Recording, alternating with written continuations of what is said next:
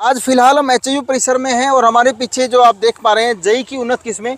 अक्सर किसान भाइयों को तलाश रहती है रबी सीजन के अंदर कौन से हरे चारे लगाए जाएं जिससे आपको अच्छा उत्पादन मिल सके।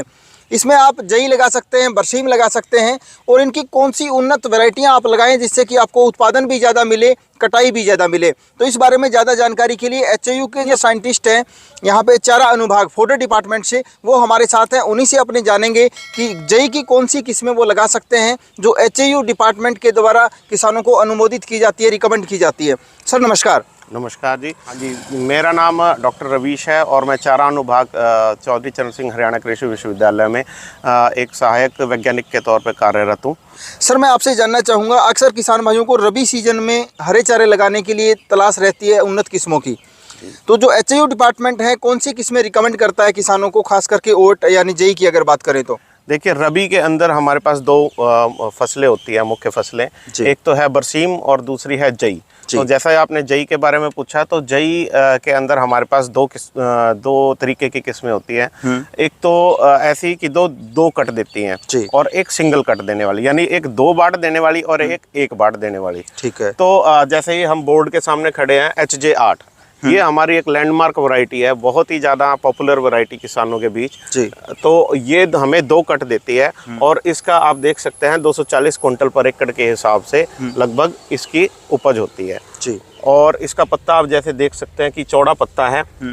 और ये वैसे तो हरियाणा पंजाब कंडीशन में जई के अंदर कोई ऐसा रोग, कोई बहुत मेजर प्रॉब्लम नहीं है, लेकिन फिर भी जो मेजर डिजीजेज हैं, मेजर जो बीमारियां हैं, उनके अगेंस्ट ये प्रतिरोधी है, रेसिस्टेंट है। हाँ जी हाँ। इसी के साथ ही अगर हम देखें, ये तो हमारी एक पुरानी वैरायटी है लेकिन बहुत ही अच्छी वैरायटी है HJ8, बहुत ही इसकी ज़्यादा डिमांड है।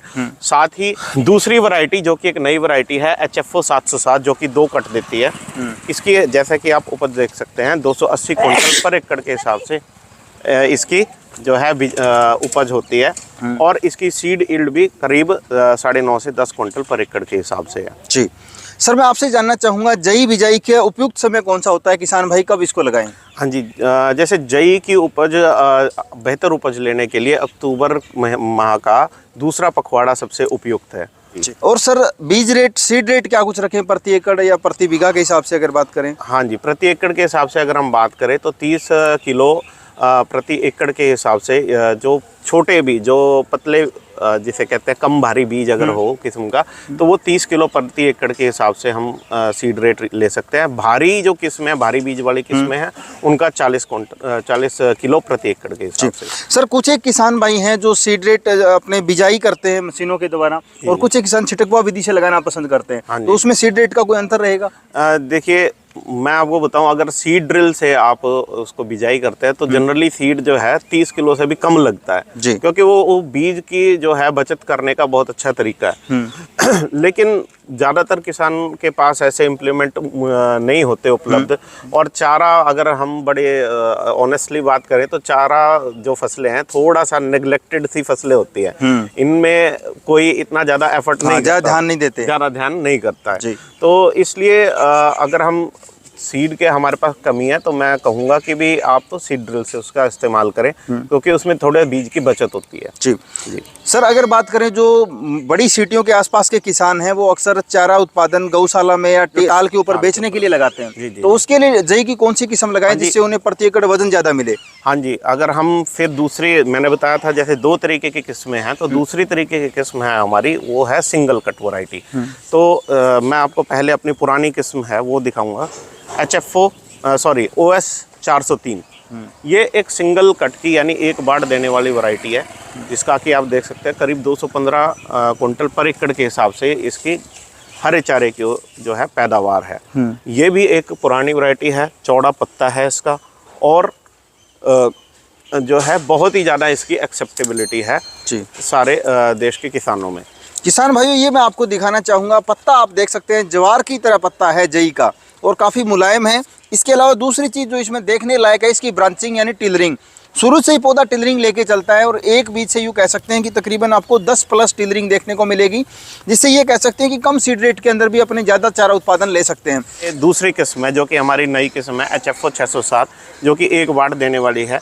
250 क्विंटल पर एकड़ के हिसाब से ये एक कट के अंदर हमें उपज देती है जी। तो और साथ में क्या है, सीड देखिए आप, इसका सीड की इसका जो है उत्पादन वो 11 क्विंटल पर एकड़ के हिसाब से इसके अंदर बीज का भी उत्पादन हम ले सकते हैं।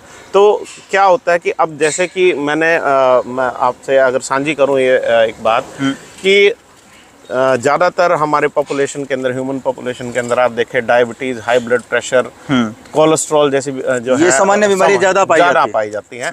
तो उस केस में ये जई जैसे जो कि अनाज हैं वो बहुत ही ज़्यादा बेनिफिशियल रहते हैं और इनकी डिमांड भी है। कई कंपनियां, बड़ी कंपनियां हैं वो अपने प्रोडक्ट्स जो हैं जई के तैयार कर रही हैं। तो इस क्षेत्र में थोड़ा सा शोध और ज़्यादा चल रहा है और लेकिन उसके लिए हमें अच्छी सीड वाली किस्मों की भी ज़रूरत होगी। तो अगर हम देखें तो पाउडर के साथ साथ ये आपको सीड भी दे रही है जी। तो ऐसी किस्मों पे हम और काम कर रहे हैं और मैं चाहता हूँ कि अगर किसान भाई पहले तो ऐसी उत्तम क्वालिटी के जो किस्में हैं उनको चयन करके आप अपनी अच्छी उपज लें और बिजाई के समय का खास ध्यान रखें, क्योंकि बिजाई का समय अगर आप थोड़ा डिले करते हैं तो 2 कट की वैरायटी लेने में फिर आप जो है उपज लेने में आपको थोड़ा दिक्कत आएगी जी। सर एक चीज़ और मैं थोड़ा सा आपसे टेक्निकली जानना चाहूँगा, अक्सर किसान भाई हरे चारे के अंदर जो अपने फर्टिलाइजर की अगर बात करें तो यूरिया है वो काफ़ी ज़्यादा डालते हैं जी। तो आप क्या कुछ रिकमेंड करते हैं, कितनी डीएपी, यूरिया इत्यादि फर्टिलाइजर इसमें डालने चाहिए? जई के केस में क्या है, इसमें 25 किलो यूरिया और 35 किलो इसके अंदर डीएपी के करीब इसके अंदर हम डाल सकते हैं जी। हाँ जी, तो क्योंकि इसको फास्फोरस की भी ज़रूरत होती है तो ये हम इसके अंदर डाल सकते हैं। ज़्यादा जनरली होता क्या है, ज़्यादा उपज लेने के लिए कम से कम 1.25 या फिर 1.5 गुना जो है किसान वीट में भी ऐसा करते हैं और मेजर न्यूट्रिएंट्स हैं मतलब, लेकिन ये एक कोई अच्छी प्रैक्टिस नहीं है। मैं हाँ जी।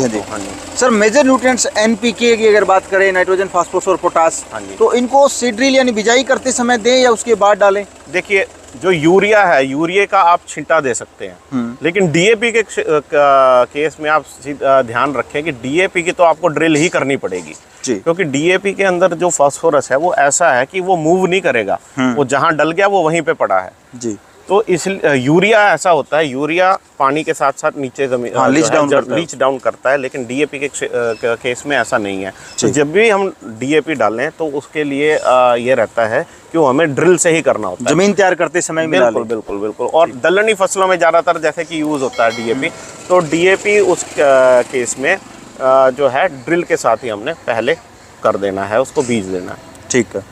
तो किसान भाइयों उम्मीद करेंगे जई की इन किस्मों के बारे में सर ने अपने को जो जानकारी दी आपको पसंद आई होगी। अगर आपको ये वीडियो अच्छा लगे तो इसे लाइक और अन्य किसान साथियों के साथ शेयर करें और दोस्तों जाने से पहले हमारे चैनल को सब्सक्राइब जरूर कर लें। सर धन्यवाद। Thank you.